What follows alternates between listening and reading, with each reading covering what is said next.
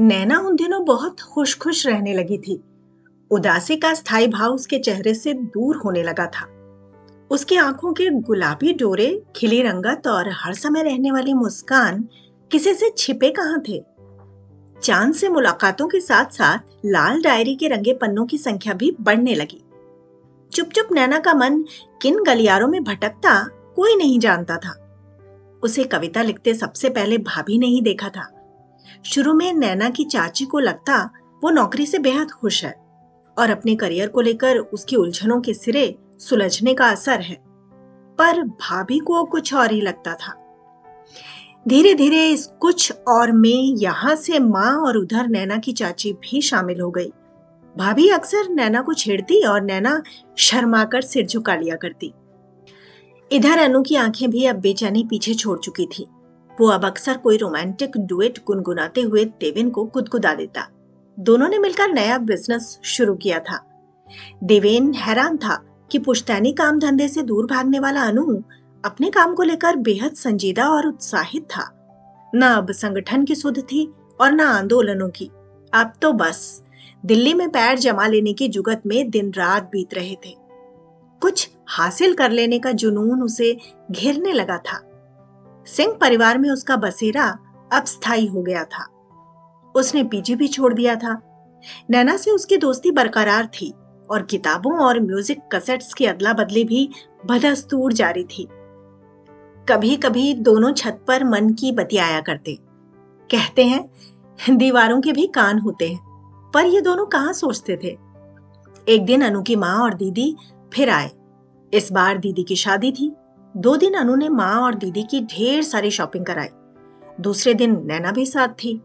अनु को कहाँ मालूम था कि दीदी की जरूरतों का सामान कहाँ से अच्छा और सस्ता मिलेगा।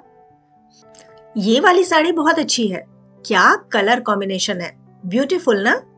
देखिए ना दीदी, ये कंगन का सेट तो आप पर खूब फबेगा।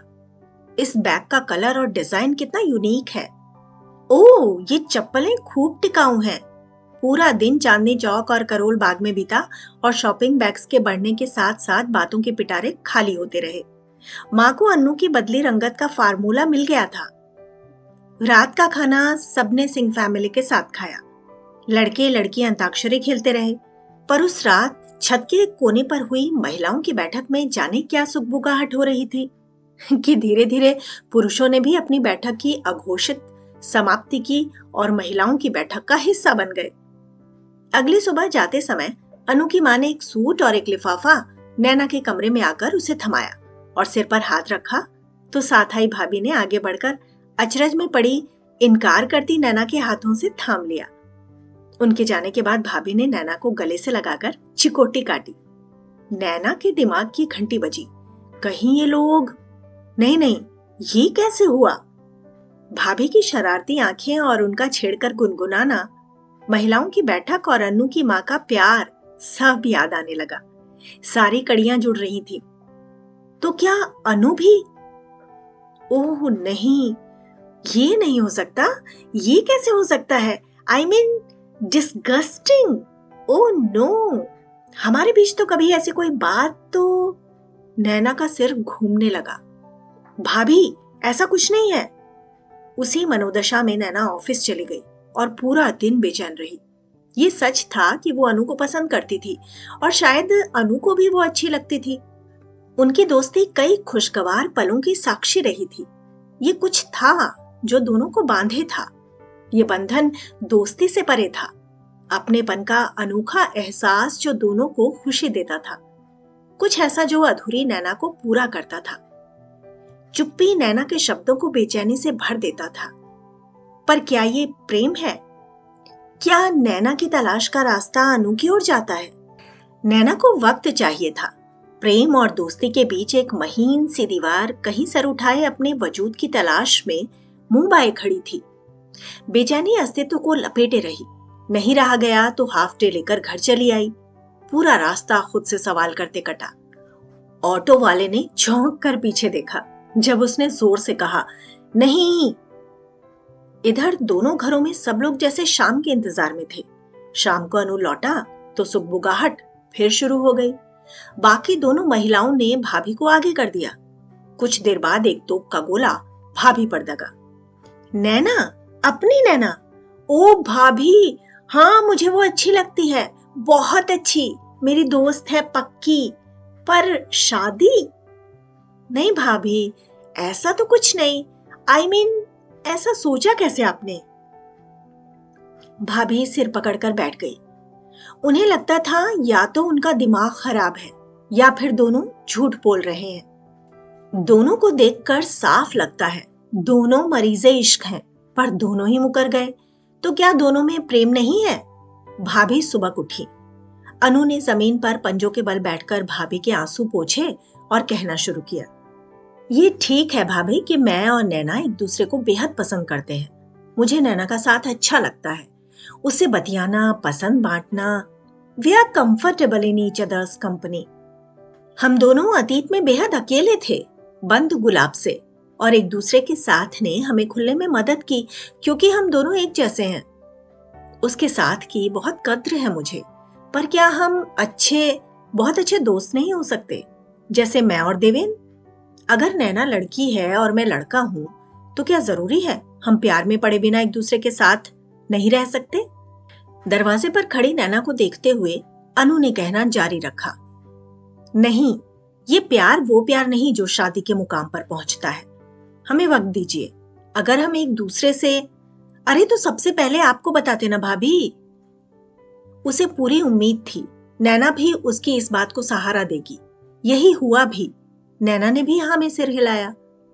थोड़ा झिझकते हुए अनु ने बात जारी रखी, ये सच है मैं प्यार में हूं, पर वो नैना नहीं है। मैंने आज ही माँ को बता दिया है।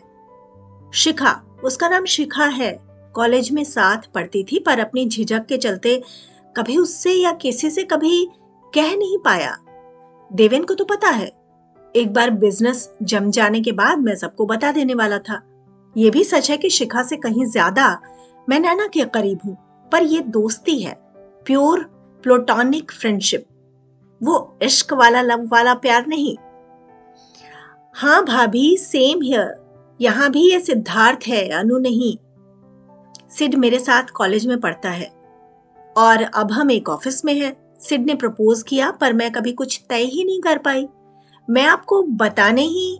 फिर तीनों एक साथ हंस पड़े और साथ में हंसा छत का कमरा भी। दोस्ती का वो रिश्ता समय की परत चढ़ने पर कुछ और गहरा होता गया। अनु और देवेन भैया दीदी की शादी निपटा कर लौटे तो एक दिन शिखा उन सबसे मिलने आई। 1 साल बाद सिड का ट्रांसफर शिमला हो गया और शादी के बाद नैना भी शिमला चली गई।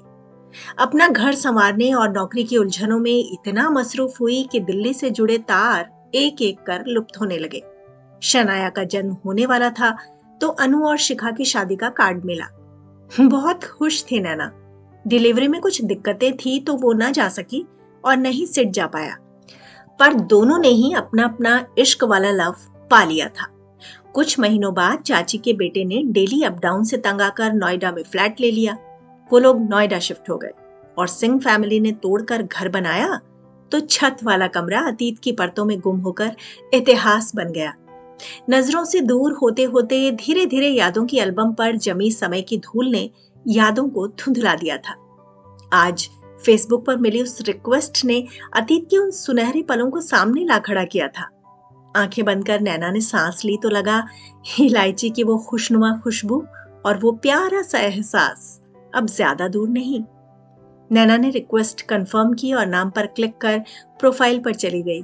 कवर पेज पर अनु, शिखा और 2 बच्चों की फैमिली फोटो देखकर वो मुस्कुरा दी और मैसेज टाइप करने लगी।